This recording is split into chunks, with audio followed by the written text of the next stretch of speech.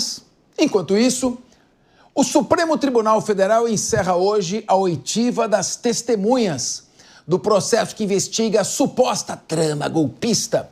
Isso com o depoimento do ex-ministro Rogério Marinho. O senador foi chamado a depor pelas defesas do ex-presidente Jair Bolsonaro e do ex-ministro Walter Braga Neto. Com o fim dos depoimentos das testemunhas, o processo passará a uma nova fase, quando serão marcados já os interrogatórios dos réus. Depois do interrogatório, manifestações escritas e decisão.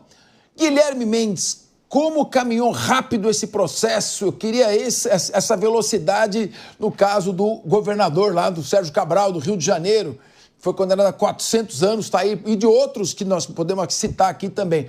Tá andando rápido. O ideal não seria que andasse rápido assim com todos?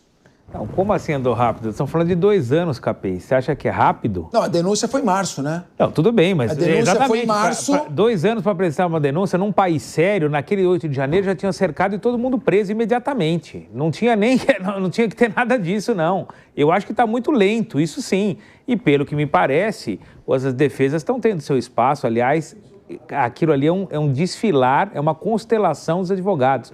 Os maiores advogados do Brasil estão lá, Capês. Você tem acompanhado. Está adiantando? Então, quer dizer, ninguém ali... aí é o tal negócio, né? Eles são advogados, não são Deus, né? Não dá... O advogado é maravilhoso, mas não é toda hora que dá para inocentar, né? Então, é o tal negócio.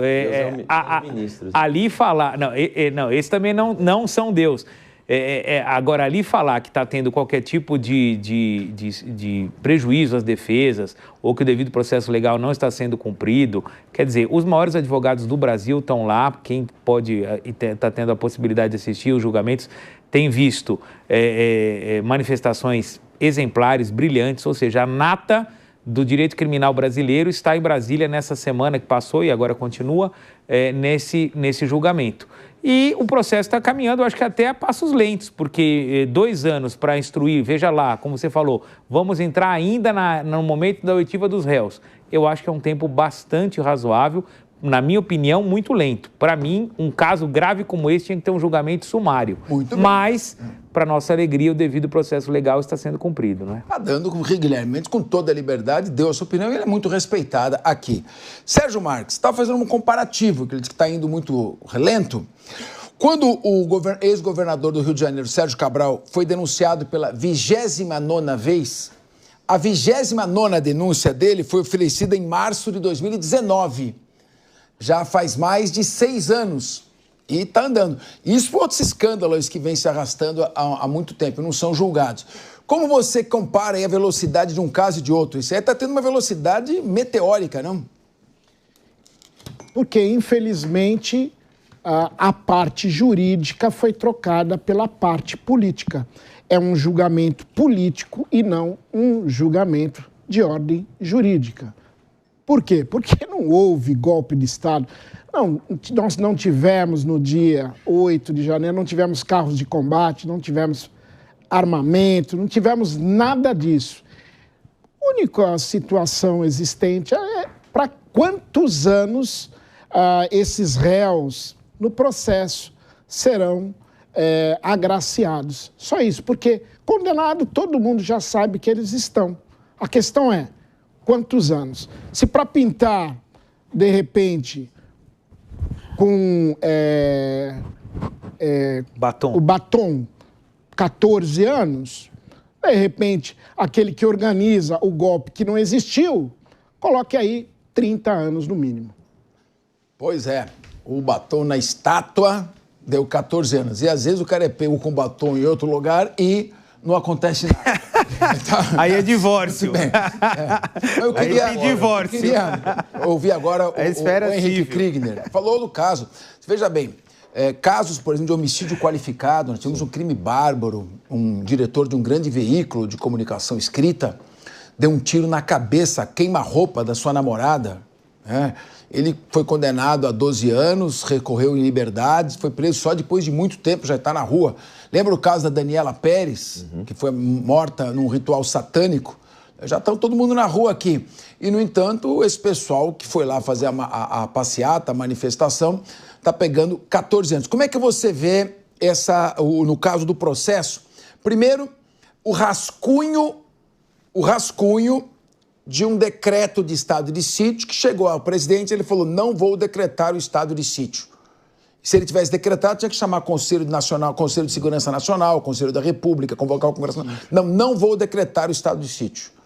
E aí vem no dia 8 de janeiro as pessoas num domingo com os prédios todos fechados, não se sabe bem por que não tinha policiamento ali, podia ter feito um escudo por ninguém, entendeu até agora porque não tinha proteção. As pessoas vão se manifestar e ali imediatamente o presidente da República já era o presidente eleito do atual governo, que tinha o comando das Forças Armadas, determinou a decretação do estado de sítio, tomou uma série de medidas. Como é que você vê esses fatos como fato jurídico ou narrativa política? Narrativa política, Capês. A grande questão que a gente está vendo aí, e aí eu volto lá para a denúncia primeira da PGR e volto a falar sobre aquela introdução necessária de 20 páginas antes de se apresentarem os fatos. Fizeram uma introdução que é, na verdade, uma construção do fio imaginário que conecta os fatos diferentes apresentados. Isso aí inaugurou uma tradição. Agora, em tudo que é relacionado a esse processo, eles fazem dessa maneira. Ou seja, pega o ponto A e o ponto B. Cria-se, então, um fio para conectar o ponto A ao ponto B. E todo mundo que estiver envolvido imaginariamente nesse fio ou puder ter o mínimo de proximidade a esse fio imaginário, roda junto e cai na mesma lógica do que eles estão julgando. Esse é o perigo do precedente que nós estamos abrindo aqui, Capês. É quando a gente começa a tratar as pessoas que foram protestar lá no 8 de janeiro e não invadiram prédio público, estavam ali, com a mesma seriedade que nós tratamos os militares que estavam envolvidos no tal do punhal amarelo. Não faz sentido algum isso. E tem, claro, isso aí acho que até esquerda e direita têm concordado com isso, o problema da dosimetria das penas, né? Que a gente não precisa nem, talvez, estender muito isso aqui demais, porque você tem líderes de todos os lados dizendo que é abusivo. E esse abuso revela uma vingança, revela uma outra motivação por parte do judiciário. Não é um erro de cálculo. Existe um outro fator levando a essas penas abusivas. E esse fator precisa ser considerado no processo como um todo. Agora, Capês, o que não dá é para a gente ficar estendendo isso para poder colocar quem mais a gente quer colocar nessa barca. Quem estava envolvido no tal do punhal verde-amarelo precisa ser punido no contexto do punhal verde-amarelo. Quem estava envolvido em depredação precisa ser punido no contexto de depredação. Se existe alguma tentativa comprovada de golpe por parte do gabinete do presidente Bolsonaro ou outros ministros envolvidos, precisam ser punidos por isso. O que não deve fazer um grande balaio aí de acusações e você joga todo mundo lá no meio. Até porque aqui a gente está falando sobre a questão, você trouxe o estado de sítio. O pessoal precisa entender isso, porque também é outro precedente perigoso. O estado de sítio, ele não é um golpe de Estado. Ele é um instrumento previsto na Constituição. Então, o que se faz com o estado de sítio, uma vez estabelecido, aí você está perto, você pode estar perto ou não de uma interrupção democrática. Agora, ele não é um instrumento de golpe, ele é previsto na Constituição. E quando há o decreto do estado de sítio, isso tem que, na verdade, ser validado pelo Congresso Nacional e o país... Em 24 horas. E o país ainda passa junto com o Judiciário, ou seja, o Judiciário não deixa de existir. Por que o presidente Bolsonaro, se queria permanecer no poder ou voltar ao poder, faria um estado de sítio com um Congresso que a gente sabe que é dominado não por bolsonaristas e ainda com um judiciário que não perderiam seus poderes constitucionais? Essa é a grande pergunta, não faz sentido. Exatamente. Bom, vamos aguardar.